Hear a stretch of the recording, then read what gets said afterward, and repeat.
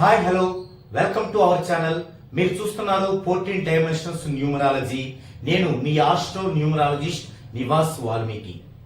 ఈరోజు టాపిక్ ఏంటంటే strength.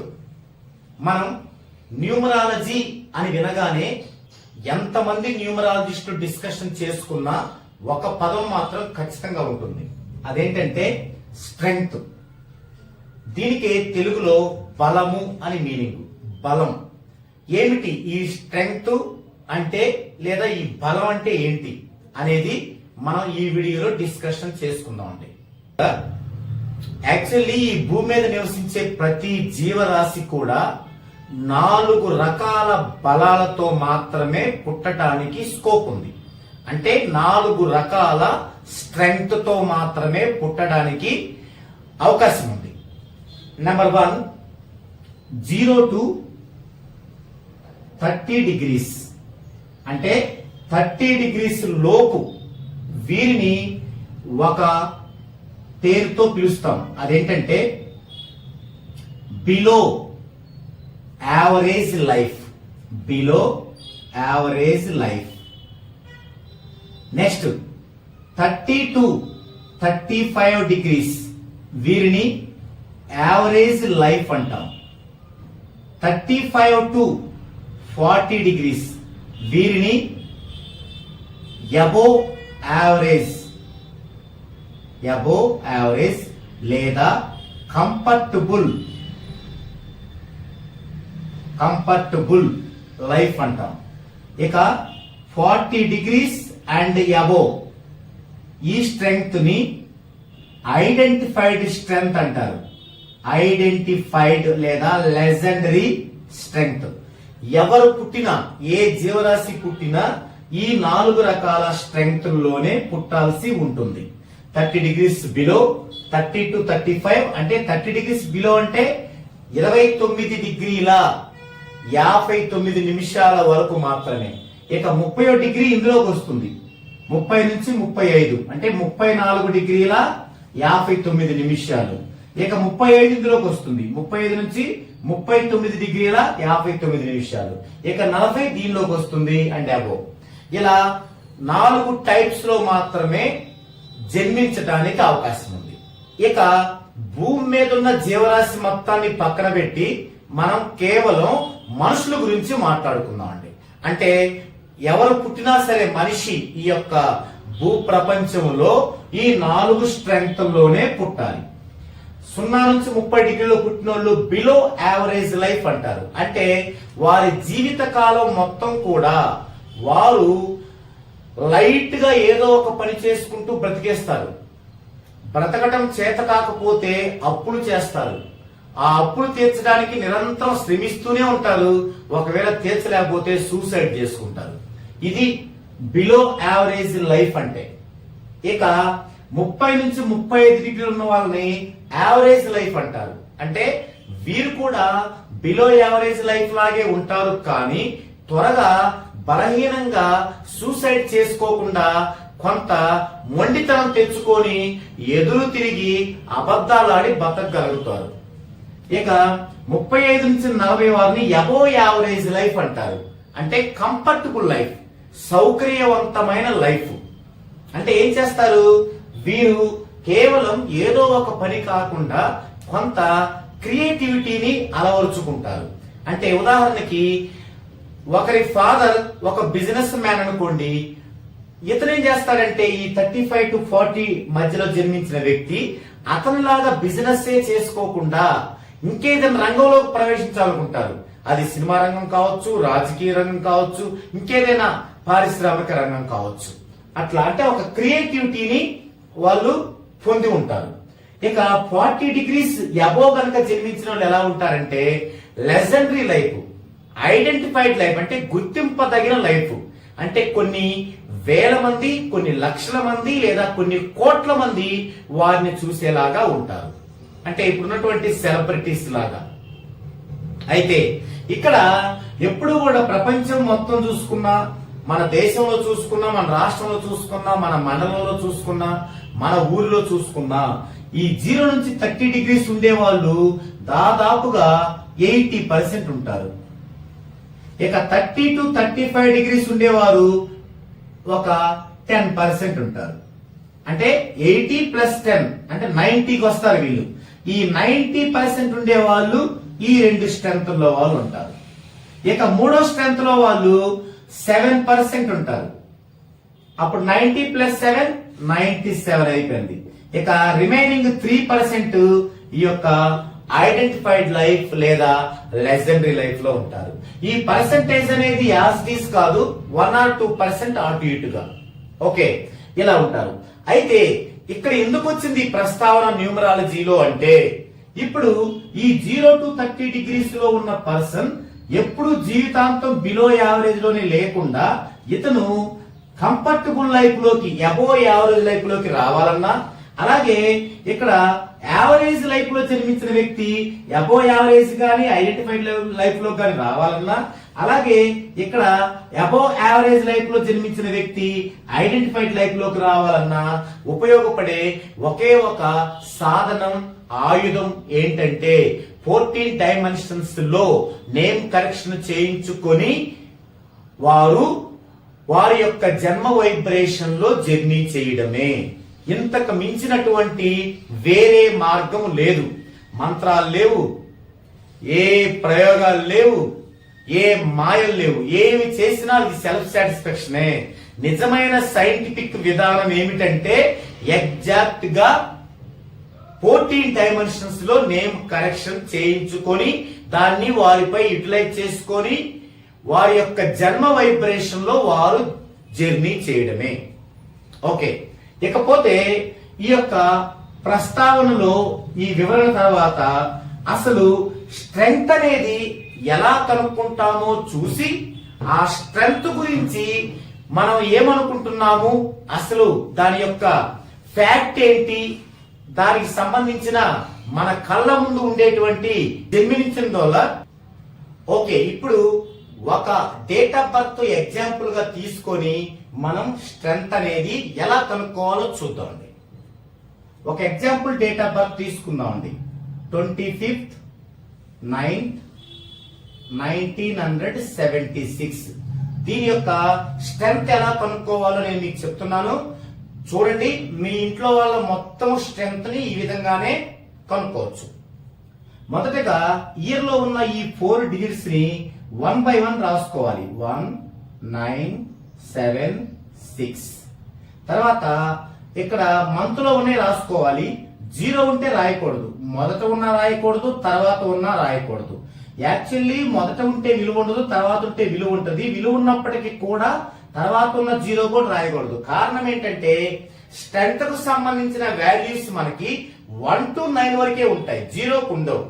So 0 ఇందులో మనం కన్సిడర్ చేయకూడదు. సో ఇక్కడ మంత్ లో 9 అనే డిజిట్ ఉంది. ఇక ఇప్పుడు డేట్ లోకి రావాలి. 2 5 ఈ సీరియల్ లోనే వేసుకోవాలి. ఫస్ట్ ఇయర్ 1 2 3 4 ఇలా వేసుకోవాలి. తర్వాత మంత్ 1 2 అంటే 0 అవాయిడ్ చేయాలి. తర్వాత డేట్ 1 2 అలా వేసుకోవాలి. ఇప్పుడు ఎన్నిటికి ఈక్వల్ టు పెడుతూ 1 2 3 4 5 6 7 ఇక్కడ మనం 7 డిజిట్స్ ఉన్నట్టుగా రాసుకోవాలి. ఇప్పుడు వీటి యొక్క వాల్యూస్ వేసుకోవాలి. ఒకటి యొక్క వాల్యూ వచ్చేసి 36 degrees 40 minutes. 9 యొక్క వాల్యూ వచ్చేసి 40 degrees. 7 యొక్క వాల్యూస్ వచ్చేసి 46 degrees 40 minutes. 6 యొక్క వాల్యూస్ వచ్చేసి 40 degrees. 9 యొక్క వాల్యూ వచ్చేసి 40 degrees. 2 యొక్క వాల్యూ వచ్చేసి 26 degrees and 40 minutes. 5 యొక్క వాల్యూస్ వచ్చేసి 40 degrees. ఇప్పుడు ఇది మొత్తం టోటల్ చేసుకోవాలి. ఎప్పుడైనా మనం 1 రూపాయికి 100 పైసలు, 1 మీటర్కి 100 సెంటీమీటర్లు ఇలాంటి మాత్రమే మనం యాజ్ టీజ్ గా జనరల్ యాడింగ్ లాగా కూడుకోవచ్చు. కానీ 1 డిగ్రీకి ఇక్కడ 60 మినిట్సే, 60 నిమిషాలే. ఇలాంటప్పుడు యాజ్ టీజ్ గా మన యాడింగ్ లాగా కూడుకోకూడదు. ఇప్పుడేం చేయాలి, దేనికనే కూడుకోవాలి. మినిట్స్ కి మినిట్సే కూడుకోవాలి, డిగ్రీస్ కి డిగ్రీసే కూడుకోవాలి. మొదటగా మినిట్స్ కూడుకుందామండి. 40 40 80 120 వచ్చాయి మినిట్స్. 1 డిగ్రీకి 60 మినిట్స్. మరి ఇప్పుడు ఇందులో ఎన్ని ఉంటాయి, 2 డిగ్రీలు ఉంటాయి, ఏం మిగలవు మినిట్స్. 2 డిగ్రీలు కాబట్టి ఈ డిగ్రీల కింద ఇక్కడ 2 అని వేసుకోవాలి. ఇటేం మిగలేదు కాబట్టి 0 మినిట్స్ అని పెట్టుకోవాలి. ఇప్పుడు ఇటు ఇది ఇంకా డిగ్రీలు కాబట్టి మామూలు యాడింగే. 1 2 3 6 3 ఉన్నాయి. 3 6 18 1 2 20 అంటే 0. ఇది డిగ్రీలు. ఇక్కడ 2 వేసుకోవాలి. 2 4 6 8 8 4 4 ఉన్నాయి 16 16 8 24 1 3 27. ఇది ఇక్కడేమో డిగ్రీస్ 7 వస్తే ఇక్కడ 270 డిగ్రీస్ వచ్చింది.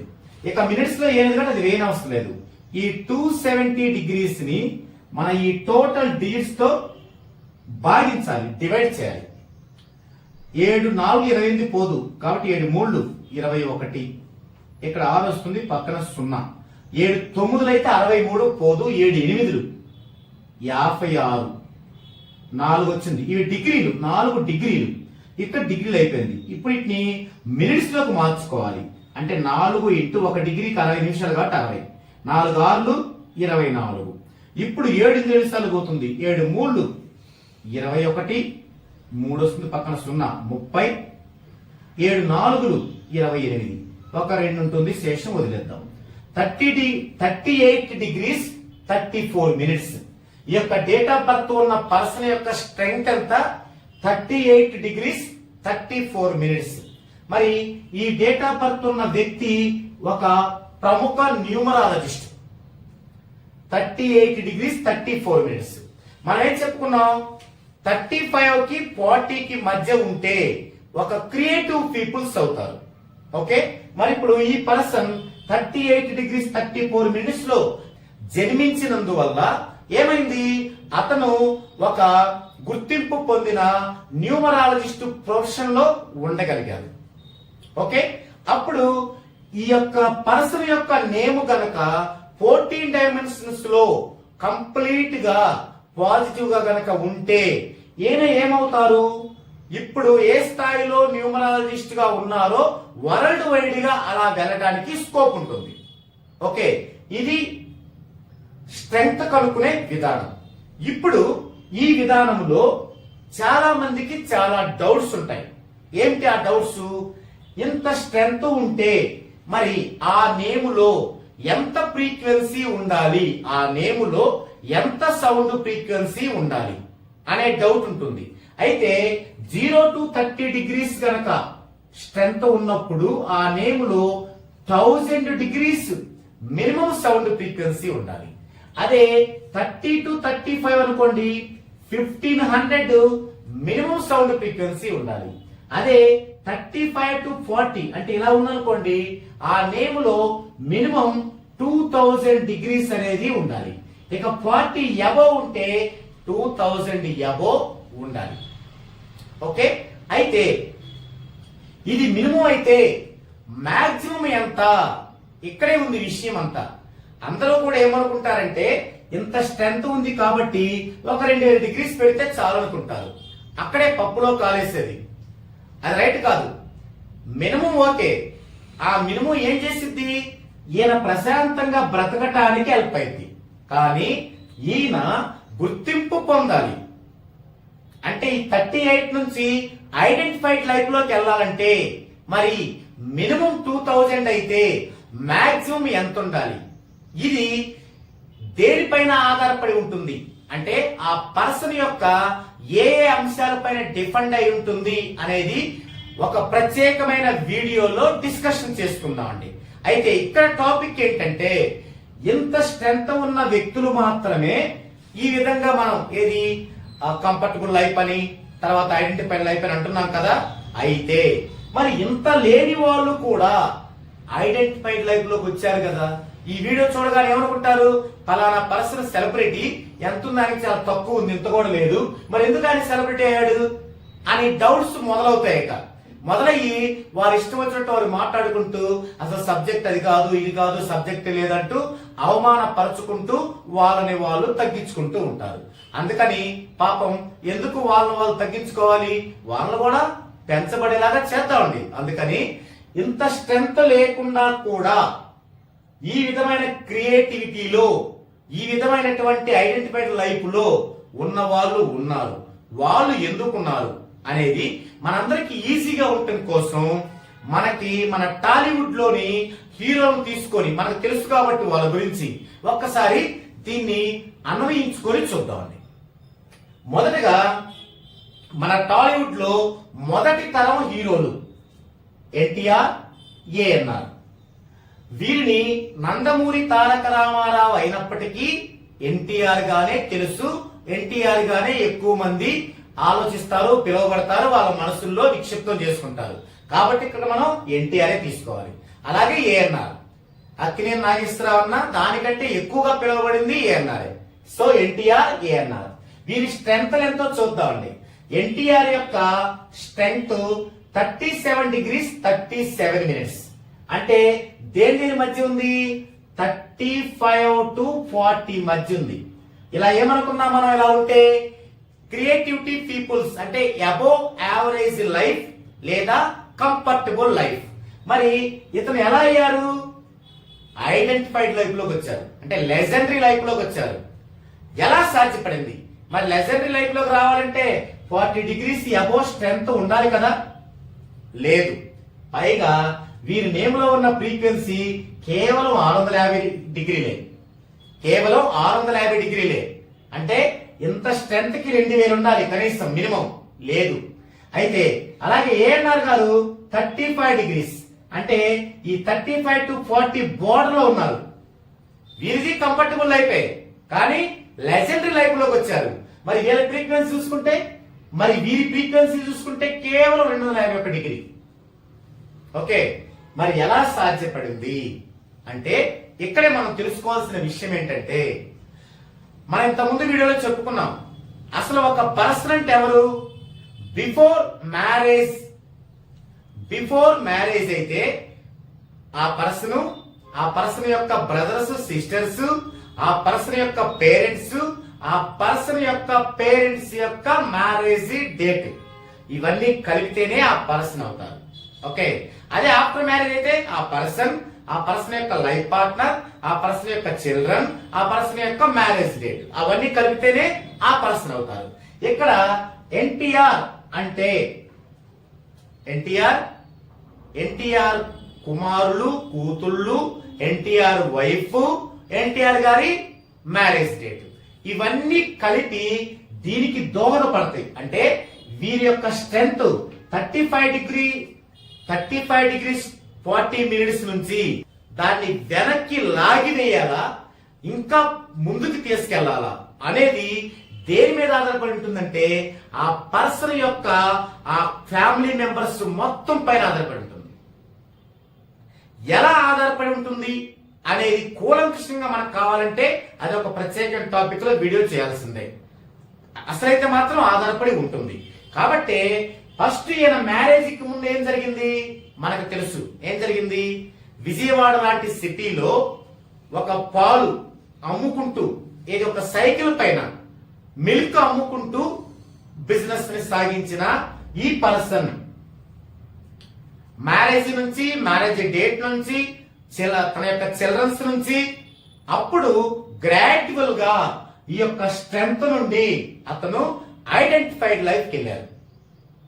అలాగే అక్కినేని నాగేశ్వరరావు గారు, ఏఎన్ఆర్ గారు, మనకు తెలుసు ఆయన స్త్రీ పాత్రలు వేస్తూ నాటకాల్లో నటిస్తున్న పర్సన్. ఆయన అనుకోకుండా మూవీస్ లోకి వచ్చి ఆయన కూడా అలా ఎదగటానికి కారణం ఏంటంటే ఖచ్చితంగా ఫ్యామిలీ మెంబర్సే. ఇది 75% రీజన్. ఇది 75% రీజన్. ఇక 25% ఏంటి? వారి యొక్క కృషి. సరైన సమయములో సరైన నిర్ణయాలు తీసుకుంటూ సరైన పట్టుదలగా ముందుకు వెళ్ళడం అనేది ఒక 25%.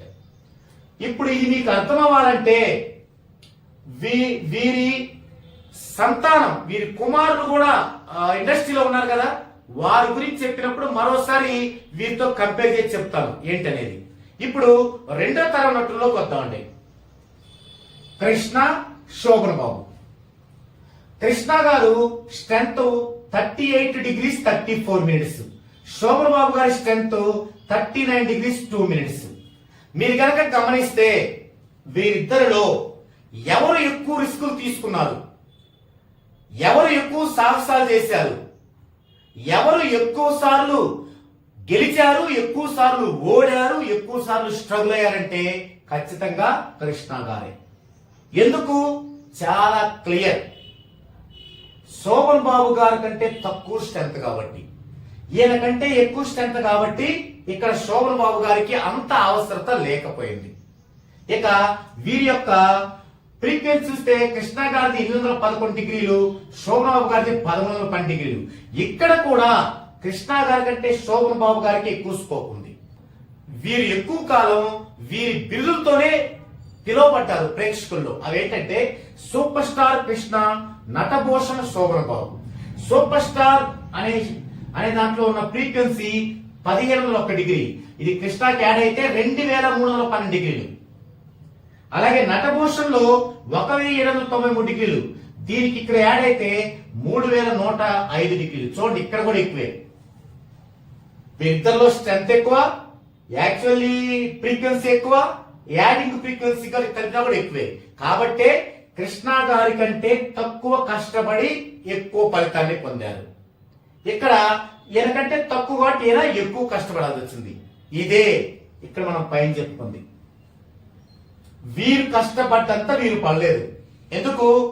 తక్కువ స్ట్రెంత్ ఉన్న వాళ్ళు ఎక్కువ అచీవ్మెంట్ జాయిన్ అవ్వాలంటే ఖచ్చితంగా ఆ యొక్క నేమ్ లో ఉన్న ఫ్రీక్వెన్సీతో పాటు వారి ఫ్యామిలీ మెంబర్స్ ద్వారా వచ్చేటువంటి ఫ్రీక్వెన్సీతో పాటు వారు పడాల్సిన కష్టం కూడా మోరుగా ఉంటుంది. అదే ఎక్కువ స్ట్రెంత్ ఎక్కువ ఫ్రీక్వెన్సీ ఉన్న వాళ్ళు కొంచెం కష్టపడితే చాలు. ఇప్పుడు మూడో తరం నటులకి వెళ్దామండి. ఇక్కడ మీకు ఇంకా దీనికి సంబంధించిన డెప్త్ గా మీకు అర్థమైంది. చూద్దామండి. ఇక్కడ మూడో తరంలో చిరంజీవి గారు, బాలకృష్ణ గారు, నాగార్జున గారు, వెంకటేష్ గారు, వీళ్ళు నలుగురు ఉన్నారు. వీరు నలుగురులో చిరంజీవి గారికి 37 డిగ్రీల 37 నిమిషాలు, ఏది రామారావు గారి లాగా, ఎన్టీఆర్ గారి లాగా. బాలకృష్ణ గారికి 38 డిగ్రీల 40 నిమిషాలు, నాగార్జున గారికి 39 డిగ్రీల 31 నిమిషాలు, వెంకటేష్ గారికి 36 డిగ్రీల 2 నిమిషాలు. అయితే ఇక్కడ ఫస్ట్ మనం గమనించాల్సిన పాయింట్ ఏంటంటే, పేరెంట్స్ గనక తక్కువ స్ట్రెంత్ ఉన్నా కూడా వారు ఎక్కువ పాజిటివ్ ని గనక క్యారీ చేయగలిగితే వారికి పుట్టే సంతానం పుట్టుకతోనే ఎక్కువ స్ట్రెంత్ ఉండేలాగుంటుంది. దానికి ఎగ్జాంపులే ఎన్టీఆర్ గారి కుమారుడు బాలకృష్ణ. ఎన్టీఆర్ గారికి ఎంత? 37 డిగ్రీల 30 నిమిషాలు. మరి బాలకృష్ణ గారికి 38 డిగ్రీల 40 నిమిషాలు. ఇదే గోల్డ్ స్పూన్ తో పుట్టడం అంటే. అందుకే నేను పదే పదే మన కస్టమర్స్ చెప్తుంటాను, మీరు వివాహానికి ముందే గనక మీ నేమ్ ని 14 డైమెన్షన్స్ లో చక్కగా చేసుకొని దాన్ని అప్లై చేసుకొని ఆ యొక్క మ్యారేజ్ డేట్ కూడా న్యూమరాలజీ ప్రకారమే మీరు గనక చేసుకోగలిగితే మీకు పుట్టే సంతానం ఎగ్జాక్ట్ గా అదృష్ట సంతానమే అయి తీరుతుంది. మనం ఎందుకు ఇంత కష్టపడేది? రేపు మన పిల్లలకు మంచి భవిష్యత్తు ఇవ్వడానికే కదా. మరి మనం వివాహానికి ముందు ఈ యొక్క న్యూమరాలజీతో ఈ పాజిటివిటీ తెచ్చుకోకుండా చక్క ఎలా పడితే మ్యారేజ్ చేసుకొని మనకి సూట్ గాని లైఫ్ పార్ట్నర్ తో జీవితంతో ఇసుకుపడుతూ అలాగే గడిపేస్తూ ఆ టైంలోనే మరి పాపం పిల్లలు కూడా అలాగే పుడితే మనం ఎంత కష్టపడ్డా ఉపయోగం ఏముంది చెప్పండి. అందుకే ఖచ్చితంగా బిఫోర్ మ్యారేజే న్యూమరాలజీ యొక్క ఆ సేఫ్ జోన్ లోకి వెళ్ళగలగాలి. అప్పుడు మీ యొక్క లైఫ్ పార్ట్నర్ మీకు సేఫ్ గా వస్తారు, మీకు సూటబుల్ గా, మీ యొక్క చిల్డ్రన్స్ సూటబుల్ గా మీకు పుడతారు, వాళ్ళకి మంచి భవిష్యత్తు ఉంటుంది. అప్పుడు మీరు ఫిజికల్ గా ఎక్కువ కష్టపడాల్సిన అవసరం లేదు కదా. ఓకే, అలాగే ఇక్కడ నాగార్జున గారిని చూడండి. ఇక్కడ ఏఎన్ఆర్ గారికి ఎంత? 35 డిగ్రీస్. మరి నాగార్జున గారికి 39 డిగ్రీస్ 31 మినిట్స్. చూసారా?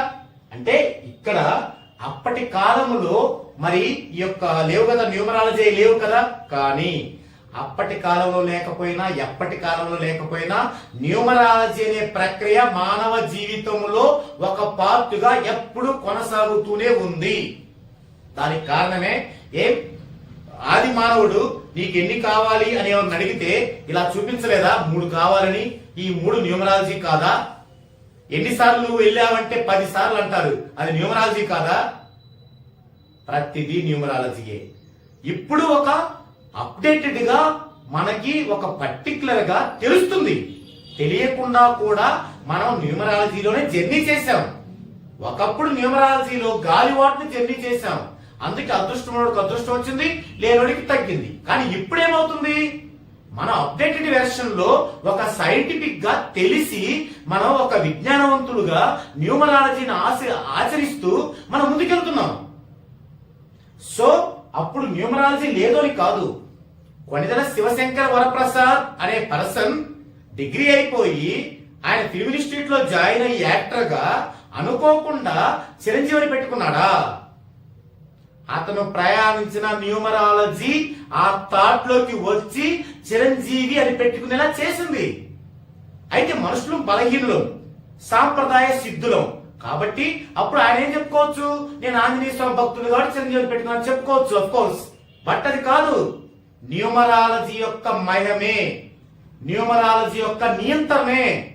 కాబట్టి మీరు అనుకోవచ్చు, మరి అప్పుడు న్యూమరాలజీ లేవు కదా, మరి వాళ్ళకి ఎలా వచ్చిందంటే వచ్చింది, గాలి వాటలో వచ్చింది, అది వాళ్ళకి ప్లస్ అయింది, స్టార్ అయ్యారు.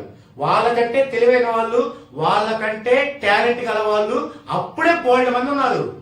వాళ్ళు గాలి వాటిని న్యూమరాలజీ వెళ్ళారు, వాళ్ళకి సక్సెస్ అందలేదు, అంటే ఆ న్యూమరాలజీ రీచ్ అవ్వలేదు. ఇప్పుడు గాలి వాటిని వెళ్ళాల్సిన అవసరం లేదు కదా, పక్కాగా స్ట్రైట్ గా అప్డేటెడ్ గా ఉంది. గో అహెడ్, వెళ్దామండి అందులోనే. ఓకే, ఈ విధంగా వీరికి వచ్చినటువంటి యొక్క పాజిటివ్ అనేది వీళ్ళ పిల్లలకి ఎలా వచ్చింది అనేది మనం చూసాం. అయితే మరి ఇక్కడ వెంకటేష్ గారి విషయాన్ని చూద్దామండి. వెంకటేష్ గారికి ముందు స్టార్లు ఎవరు లేరు వాళ్ళ ఫ్యామిలీలో. డి రామానాయుడు గారు ఒక్కరే ఉన్నారు ప్రొడ్యూసర్స్. మనం ప్రొడ్యూసర్స్ చూసినప్పుడు అల్లు అరవింద్ గారు, డి రామానాయుడు అట్లా చూద్దామండి, అది ఒక టాపిక్ లో. సో ఈయన 36 degrees 28 minutes. మరి చిరంజీవి గారు 37 degrees 37 minutes. వీరికి గాడ్ ఫాదర్ లేరు. మీరు గమనించండి, ఈ నలుగురులో ఎక్కువ కష్టపడింది ఎవరు? మీ అందరికీ తెలుసు, చిరంజీవి గారు. ఎందుకు? తక్కువ స్ట్రెంత్ ఉంది. మరి ఈయనకంటే తక్కువ స్ట్రెంత్ వెంకటేష్ గారికి ఉందిగా. ఆయన కూడా కష్టపడ్డారు, కానీ చిరంజీవి అంత పడాల్సిన అవసరం ఆయనకు లేదు. ఎందుకు?